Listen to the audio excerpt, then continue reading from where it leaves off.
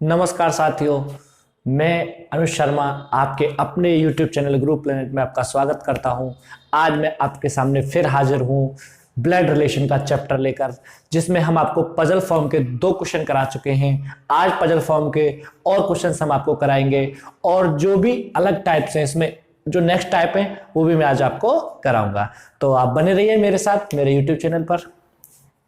देखिए, A B का भाई है, ठीक है। ए जो है वो बी का भाई है। तो मैंने आपको एक डायग्रामिक फॉर्म में ये क्वेश्चंस करने सिखाए थे, तो हम उसी डायग्रामिक फॉर्म में चलते हैं। तो ए बी का भाई है, पहली लाइन हमने पढ़ी, जो ए है वो बी का भाई है।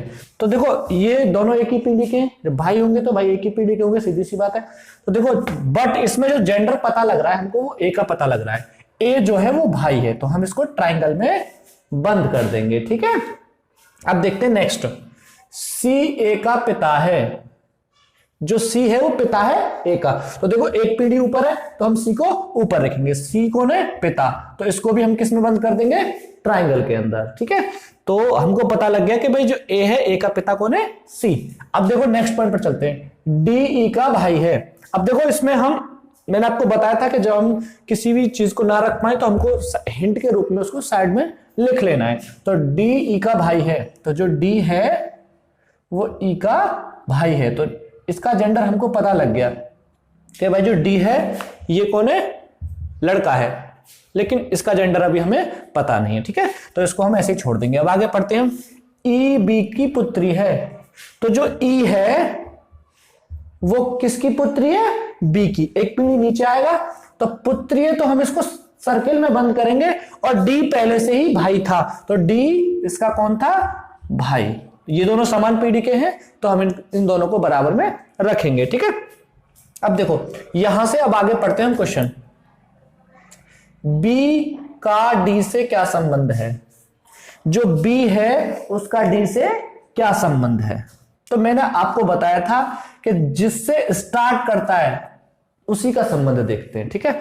तो हम यहां पर देख पा रहे हैं कि भाई ये तो इसकी पुत्री है और ये इसका बेटा होगा, सीधी सी बात है। जब ये दोनों भाई बहन हुए तो हम जो है इस क्वेश्चन में बी का जेंडर कहीं भी पता नहीं लगा पाए, इसीलिए पहले क्वेश्चन का जो आंसर है वो होगा या तो मां होगी या इसका पिता होगा, ठीक है।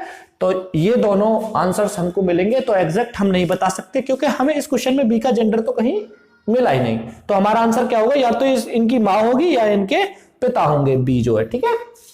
अब देखते हैं नेक्स्ट क्वेश्चन, डी का बी से क्या संबंध है? डी का, तो हमने डी का संबंध देखना है, ठीक है। तो डी कौन लगता है बी का? सीधी सी बात है, इसका पुत्र होगा। तो दूसरे का आंसर क्या होगा?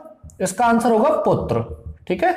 इसका बेटा होगा। जो बी है वो डी का बेटा है। इस क्वेश्चन में हम केवल बी का जेंडर नहीं पता लगा पाए, बाकी सबका जेंडर हम पता लगा पाए हैं। तो क्वेश्चन को एक बार मैं फिर से रिपीट कर दे रहा हूं जिससे आपकी समझ में आ जाए। ए बी का भाई है, तो इन दोनों को हमने ऐसे रखा, ए का हमको जेंडर पता लग गया, ठीक है। बी का जेंडर अभी हमें पता नहीं लगा। फिर आगे पढ़ेंगे, सी ए का पिता है। तो जो सी है वो ए का पिता है, तो एक पीढ़ी ऊपर हम इसको रखेंगे। फिर डी ई का भाई है। अब हम यहां पर तो रख नहीं सकते थे डायग्राम में, इसलिए हिंट के रूप में हमने यहां पर इसको रख लिया था, ठीक है।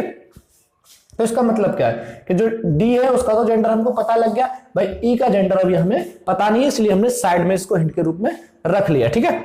अब देखते हैं, ई बी की पुत्री है। बस यहीं से हम इसको नीचे रख सकते हैं। क्यों? क्योंकि जैसे उसने ये कहा कि जो ई है वो बी की पुत्री है, तो इसका मतलब जो ई है वो इसकी पुत्री है, तो एक पीढ़ी नीचे आएगा, तो हम इन दोनों को नीचे उठाकर तुरंत रख देंगे, ठीक है। अब देखो आगे क्वेश्चन पूछ रहा है, बी का डी से क्या संबंध है? जो बी है उसका क्या संबंध है डी से, ठीक है। तो हमको संबंध उसका देखना होता है जिसको बारे में वो पूछता है। तो पूछ किसके बारे में रहा है? बी का। तो बी का तो जेंडर हमको पता नहीं लगा, बट ये इसके बेटा बेटी है, तो या तो ये बी जो है मां होगा या इनकी पिता होगा, ठीक है। तो हम एग्जैक्ट इसका आंसर पता नहीं लगा पाए। अब देखते हैं क्वेश्चन नंबर दूसरा, डी का बी से क्या संबंध है? अब देखो, डी का पूछ रहा है, डी का बता सकते हैं हम क्योंकि डी का जेंडर हमको पता है। तो डी जो है वो पुत्र है बी का, ठीक है। तो इसका आंसर क्या हुआ? पुत्र। तो हमें हमारे दोनों क्वेश्चंस के आंसर इजीली मिल गए। ये जो डायग्राम बनाते हैं हम जब ऐसे क्वेश्चंस का, तो हम देखते हैं कि हम क्वेश्चन को बहुत ही इजीली सॉल्व कर पाते हैं। अन्यथा ऐसे क्वेश्चंस में हम बहुत ज्यादा इधर से उधर हमारा दिमाग चला जाता है और हम एग्जैक्ट आंसर कभी पता नहीं लगा पाते। ठीक है, तो साथियों अब चलते हैं हम नेक्स्ट क्वेश्चन पर। ये पजल फॉर्म का हम लास्ट क्वेश्चन कराएंगे, लेकिन इसके बाद भी अगर आपका कोई डाउट रह जाता है तो आप कमेंट बॉक्स में हमें कमेंट कर सकते हैं। ठीक है, और हम पजल फॉर्म का ये बेस्ट क्वेश्चन आपको कराने जा रहे हैं। देखिए, एक परिवार में ए बी सी डी, एक परिवार में 6 सदस्य हैं। ठीक है, ए और ई, ए और ई, ए और ई एफ के पुत्र हैं। किसके पुत्र हैं? एफ के। मतलब कि इन दोनों का जेंडर डिसाइड हो रहा है। ये दोनों, हम इन दोनों को ट्रायंगल में बंद कर देंगे और ये किसके पुत्र हैं? एफ के। अभी एफ का जेंडर हम डिसाइड नहीं कर पाए हैं कि भाई एफ पिता है इनका या एफ इनकी माता है। ठीक है, तो हमने पहला स्टेप सॉल्व कर लिया है। ए और ई दोनों एफ के कौन है? पुत्र। तो हमने दोनों को ट्रायंगल में बंद कर दिया, ए और ई को। ठीक है, और जो नए हैं इस चैनल पर मैं उनको बता दूं कि मैंने इसमें जो मेल थे उनको ट्रायंगल में बंद करने का आइडिया दिया था और जो फीमेल थी उनको सर्कल में, इसीलिए मैं इनको ट्रायंगल में बंद कर रहा हूं और जहां भी फीमेल आती है उसको मैं सर्कल के अंदर बंद करता हूं। ठीक है, अब देखते हैं नेक्स्ट। डी 2 बच्चों की मां है। तो देखो यहां तो हमें भी इसको एडजस्ट नहीं कर सकते, इसलिए हिंट के रूप में लिख लेते हैं इसको। डी जो है वो 2 बच्चों की मां है, 2 बच्चों की मां है। एक लड़का है तो हम ट्रायंगल बना लेंगे, एक लड़की है तो हम सर्किल बना लेंगे, और डी कौन है? मां, तो इसको हम सर्किल में बंद कर देंगे। तो हिंट के रूप में हमने इसको यहां पर अलग लिख लिया है। इसने कहा था कि डी 2 बच्चों की मां है, तो डी के 2 बच्चे बना दिए, एक लड़का और एक लड़की। ठीक है, जब मां थी तो डी को हमने सर्किल में बंद कर दिया। अब देखते हैं नेक्स्ट। बी ए का पुत्र है। ठीक है, जो बी है वो ए का, मतलब कि एक पीढ़ी नीचे ए का पुत्र है। ठीक है, अब देखते हैं यहां से गेम स्टार्ट होता है इस क्वेश्चन में। उनकी संख्या पुरुषों की संख्या के बराबर है। अब देखो, या इस लाइन पर हमको बहुत ज्यादा ध्यान देना है।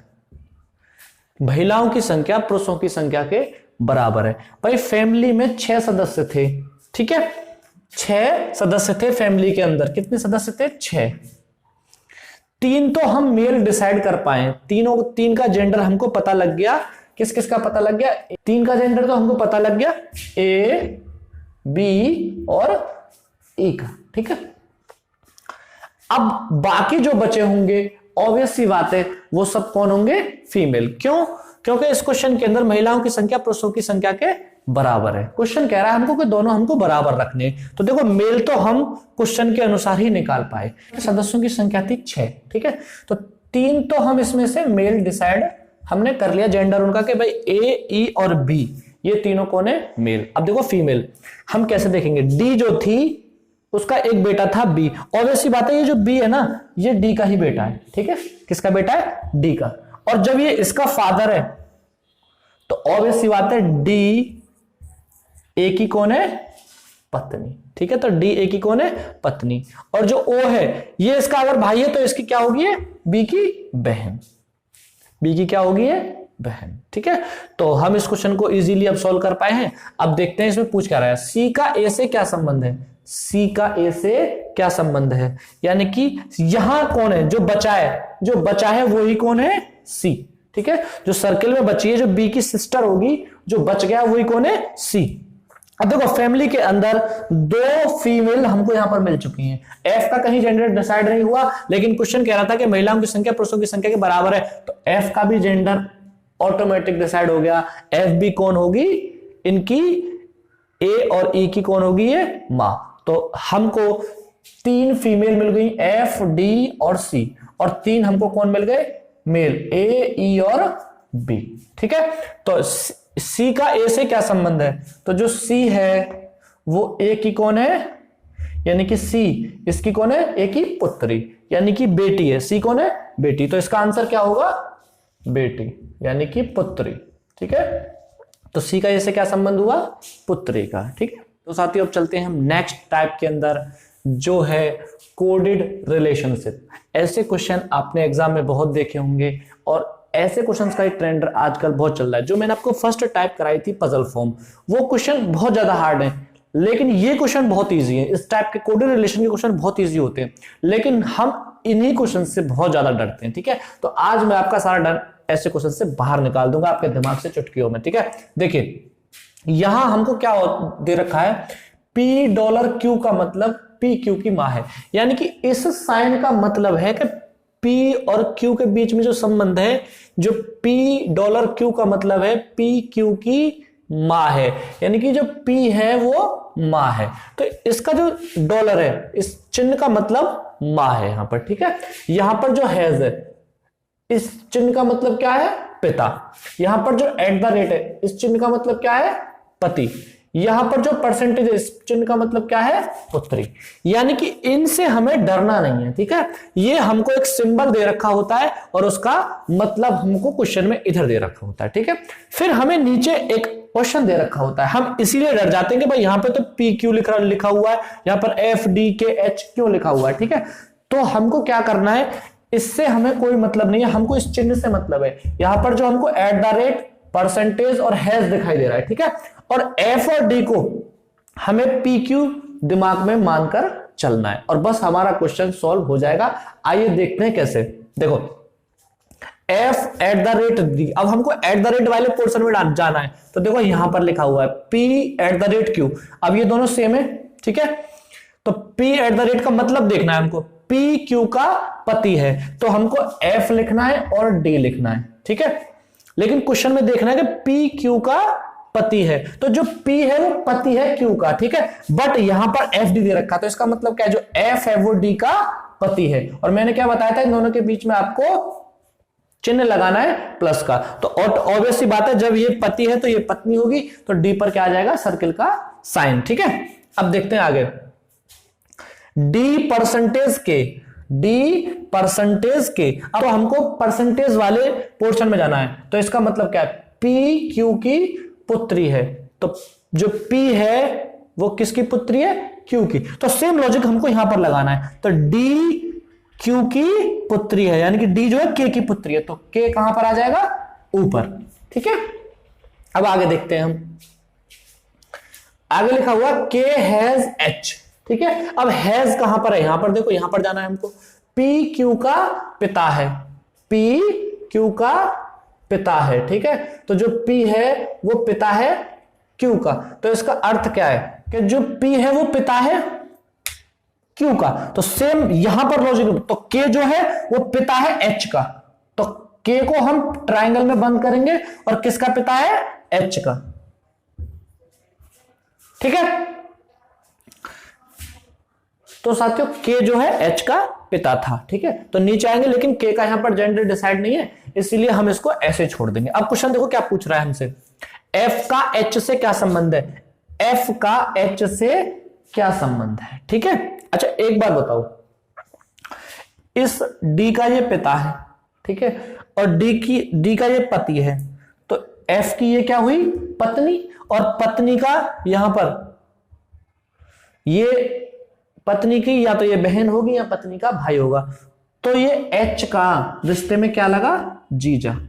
क्या लगा है रिश्ते में, ये H का जीजा। ठीक है, एक बार और देख लो, अगर D का पति F है, ठीक है, और ये इसका भाई है या बहन है, ये अभी हम डिसाइड नहीं कर पाए हैं। ठीक है, तो पूछ रहा है F का, तो जिसका पूछता है उसी का रिलेशन बताते हैं। तो अगर ये इसका बहन होती, अगर ये D की बहन होती तो भी ये जीजा होता है F, ये भाई होता D का तो भी ये जीजा होता। ठीक है, तो ये क्या होगा, F जीजा होगा। ठीक है, तो साथियों मैंने आपको कोऑर्डिनेट रिलेशन का फर्स्ट क्वेश्चन समझाया था। अब इसी क्वेश्चन के बेस पर मैंने एक और क्वेश्चन बनाया है। ठीक है, जिसको उसमें समझ में नहीं आया इसमें समझ लीजिए। ठीक है, देखिए इस क्वेश्चन के अंदर सेम रूल लगाना है। देखो यहां पर क्या लिखा हुआ है, P at the rate Q, तो हमको ढूंढना है यहां पर, तो P at the rate Q का मतलब है P Q का पति है। तो देखो यहां पर P और Q लिखा हुआ है, तो हम इसको ऐसे लिख लेते हैं पहले। ठीक है, P Q का पति है, यानी कि P जो है पति है। ठीक है, तो ऑब्वियसली बात है Q क्या होगी, इसकी पत्नी। ठीक है, अब देखते हैं नेक्स्ट, Q डॉलर M। तो अब हमको देखना है डॉलर वाले पोर्शन में, इसका मतलब है PQ की मां है, ठीक है। तो जो Q है वो किसकी मां है, M की, तो ये कहां पर आ जाएगा, नीचे, ठीक है, क्योंकि डॉलर का मतलब है कि PQ की मां है, तो यानी कि Q कौन हुआ, फिर इसकी मां हुई, किसकी, M की, ठीक है। अब देखते हैं नेक्स्ट, M हैज T। तो M हैज T देखते हैं क्वेश्चन में, M हैज T का मतलब है PQ का पिता है, यानी कि M जो है पिता है, M जो है पिता है किसका, T का, ठीक है। अब देखो क्वेश्चन हमारा हो चुका है सॉल्व, बस हमारा डायग्राम बन चुका है। अब यहां पर देखते हैं क्वेश्चन में P का T से क्या संबंध है, तो P का यानी कि P का संबंध पूछ रहा है, तो P का T से क्या संबंध है। देखो ये इसके पिता है, ठीक है, और पिता की ये मां है, तो ये इसके पिता के पिता हैं, तो T के क्या हुए, दादाजी। तो P कौन है, P दादा है T के, ठीक है, जो P कौन है, दादा, तो इसका आंसर क्या होगा, दादा। एक बार फिर से रिवीजन कर देता हूं मैं इस क्वेश्चन का। देखो P@Q, तो P@Q का मतलब क्या है, क्वेश्चन है PQ का पति है, तो जो P है पति है, तो Q ऑब्वियस सी बात है इसकी पत्नी होगी, ठीक है। फिर देखो next Q dollar M, Q dollar M का मतलब क्या है, PQ की मां है, यानी कि जो P है और P यहां पर कौन है, Q है, तो Q जो है मां है किसकी, M की, ठीक है। अब देखते हैं M has T, M has T का मतलब क्या है, PQ का पिता है, तो जो P है उसकी जगह पर यहां M है और Q की जगह पर T है, ठीक है। तो इसका मतलब क्या है कि जो M है वो पिता है और T इसका, T का पिता कौन है, M, ठीक है।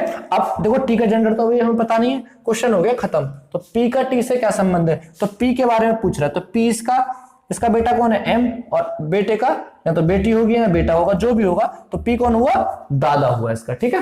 तो मैंने आपको कोडेड रिलेशन के भी 2 क्वेश्चन करा दिए हैं, ठीक है। अब आते हैं हम नेक्स्ट फॉर्म पर। अगर कोडेड रिलेशन से आपको कोई क्वेश्चन नहीं आता है तो आप मुझसे डिस्कस कर सकते हैं कमेंट बॉक्स में, ठीक है। तो साथियों आज हमने आपको पजल फॉर्म और coded relation form, blood relation के आपको हमने कंप्लीट करा दिए हैं। पॉइंटिंग फॉर्म के जो क्वेश्चन होते हैं वो बहुत इजी होते हैं, आप उनको इजीली सॉल्व कर पाएंगे, ठीक है। आप पॉइंटिंग फॉर्म के क्वेश्चंस के अंदर खुद को रखकर देख लीजिए, ठीक है, और आप ऐसे क्वेश्चंस बहुत इजीली कर पाएंगे। वो बहुत इजी टाइप के क्वेश्चन होते हैं, जो हार्ड टाइप थे वो मैंने आपको दोनों करा दिए हैं, ठीक है। और बहुत ही जल्दी मैं आपके लिए मैथ्स की क्लासेस लाने जा रहा हूं, जिससे कि आपको प्रॉफिट हो सके। भाई दोनों क्लासेस आपको मैथ और रीजनिंग की बरकरार मेरे चैनल पर मिलती रहें। तो धन्यवाद साथियों, मेरे चैनल को शेयर करें, सब्सक्राइब करें, जिससे कि मुझे प्रोत्साहन मिलता रहे। और बहुत ही जल्दी मैं आपको मैथ की क्लासेस देने वाला हूं अपने यूट्यूब चैनल पर और आपके अपने यूट्यूब चैनल पर। धन्यवाद, नमस्कार साथियों।